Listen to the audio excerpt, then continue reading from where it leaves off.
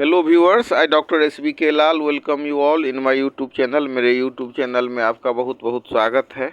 अगर आप इस चैनल पर नए हैं तो चैनल को लाइक शेयर और सब्सक्राइब कर लें। आज का वीडियो बहुत खास होने वाला है। इस वीडियो में हम जल संकट के समाधान के बारे में बात करेंगे और कुछ आंकड़ों के मदद से समझाएंगे कि कितनी भयावह स्थिति हो गई है। तो आप वीडियो को शुरू से अंत तक देखें ताकि जल संकट की जो गंभीरता है उससे हम अवगत हो सकें।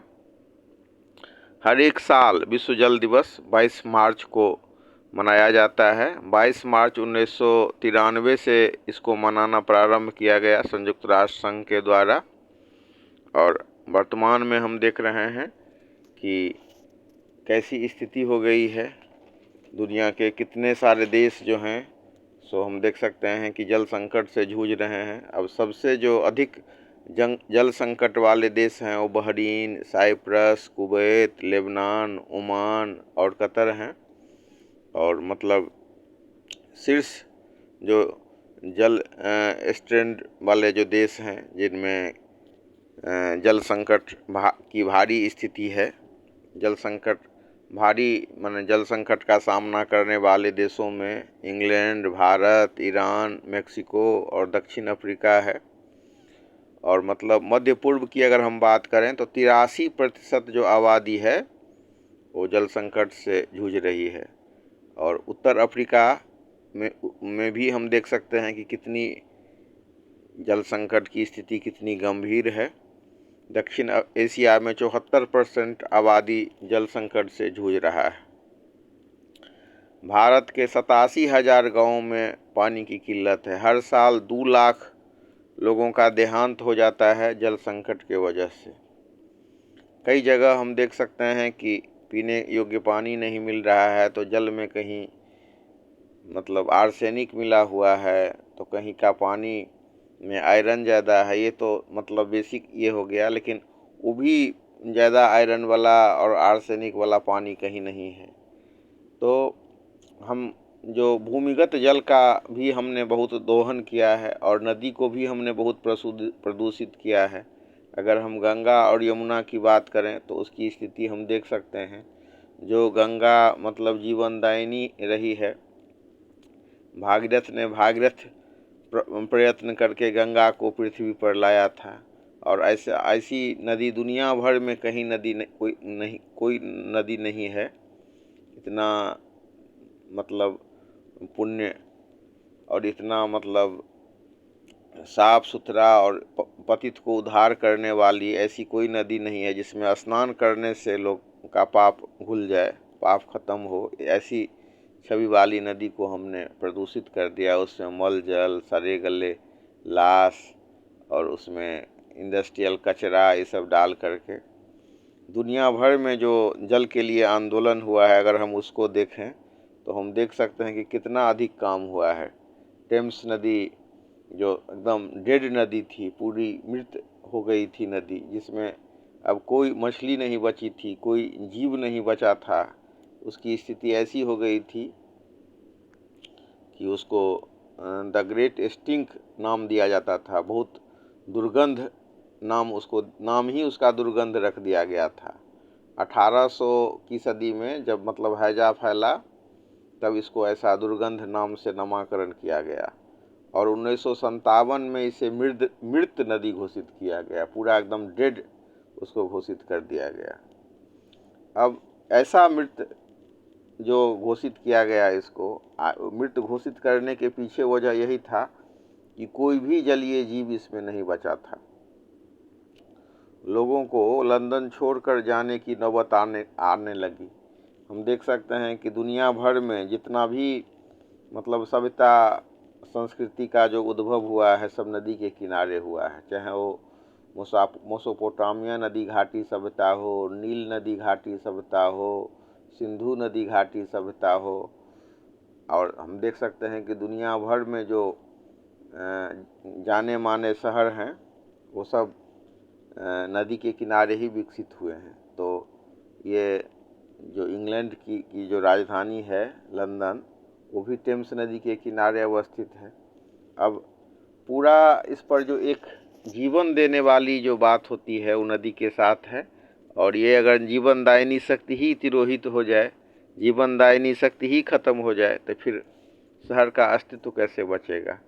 तो आप समझ सकते हैं इसके महत्ता को, इसके महत्व को, कि टेम्स नदी को जब 1957 में मृत घोषित किया गया तो लंदन छोड़कर जाने की स्थिति लंदन निवासियों को हुई, और सरकार ने इस स्थिति को गंभीरता से लिया और उसके लिए उसने क्या किया, सीवेज सिस्टम में सुधार किया, सीवेज सिस्टम में भारी इन्वेस्टमेंट किया, और उसके जो निवेश के कारण उसके कड़े कदम, उसके इंग्लैंड सरकार द्वारा जब कड़े कदम उठाए गए तो नदी इतनी साफ हो गई कि आज पूरा लंदन नदी को, लंदन शहर को जल की जो सप्लाई होती है टेम्स नदी से होती है। 70% पानी शहर का जो है इस नदी से माने प्रोवाइड होता है, उपलब्ध होता है। और अभी अगर हम मछलियों के प्रजातियों की बात करें तो 125 विभिन्न प्रजातियों का ये घर है। ऐसा हमने किया। और गंगा के बारे में हम कहते हैं कि ओम नमः श्री गंगा दिव्य नमः बाराहो वाच धर्मस्य द्रव्य रूपेण ब्रह्मणे निर्मिते पुरा एतत्ति गंगेति विख्याता श्रीनोस्तोत्रुम वसुंधरे किंतेर्दु नाम सहस्त्रेस्तु मुख्या मुख्य सुविस्तरे जानी नामानि गंगानि तानुपश्चात मनुक्रमात्। तो ऐसा जो पुण्य सलीला जो नदी है गंगा, जो पाप उद्धारणी है, जिसमें ऐसी मान्यता रही है कि पापी भी अगर उसमें स्नान करे तो उसका पाप कटित हो जाता है। विभिन्न रोगों से जो ग्रसित, त्वचा रोग से ग्रसित लोग गंगा में जाकर के स्नान करते थे तो उनका जो त्वचा रोग ठीक हो जाता था।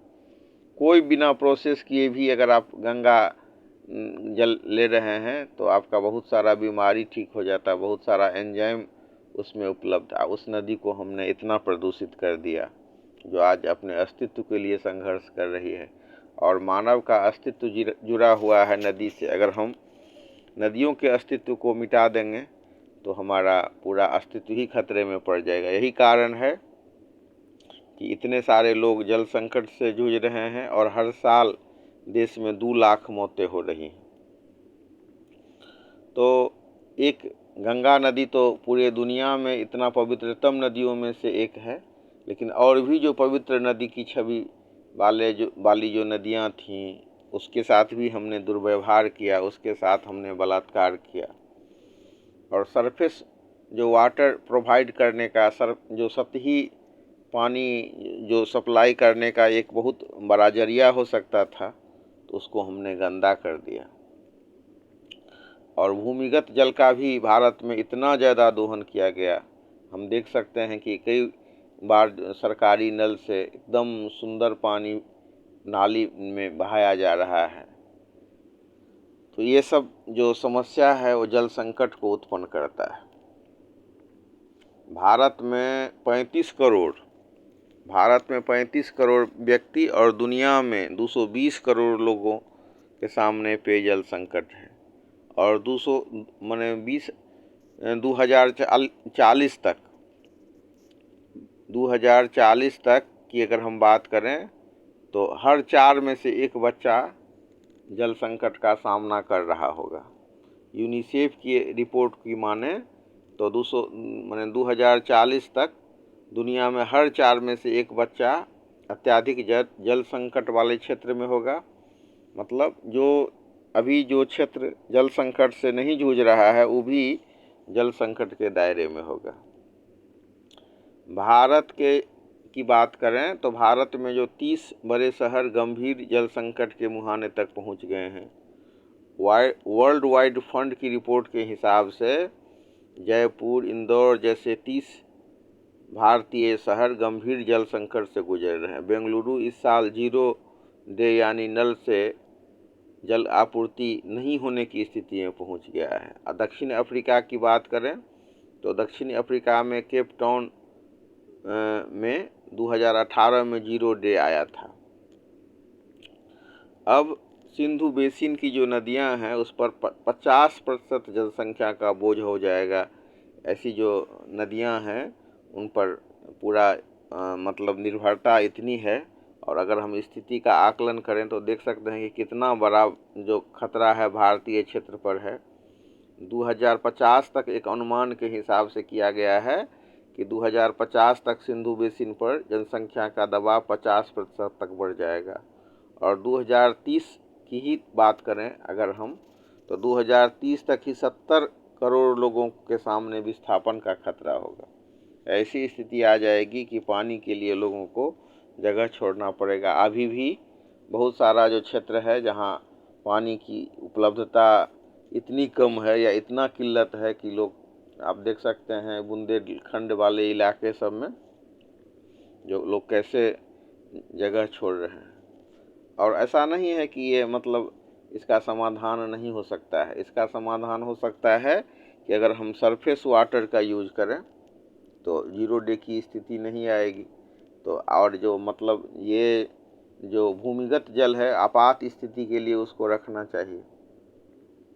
दुनिया भर में अब लोग समझ रहे हैं कि नदी को देवता का दर्जा क्यों दिया जाता है। अब हम न्यूजीलैंड की बात करें तो वहाँ एक नदी है वांगानुई नदी, तो उसको माने इंसान जैसा हक दिया गया है कानून के सामने में।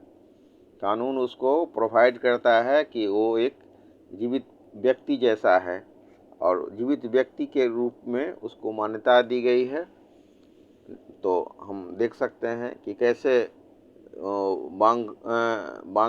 वांगानुई नदी जो है, जो 290 किलोमीटर लंबी है और वांगानुई जनजातियों द्वारा सदियों से वो पूजनीय है। जैसे अपने यहाँ गंगा नदी को पूजते थे, उसी हिसाब से वांगानुई नदी को पूजा जाता है वहाँ।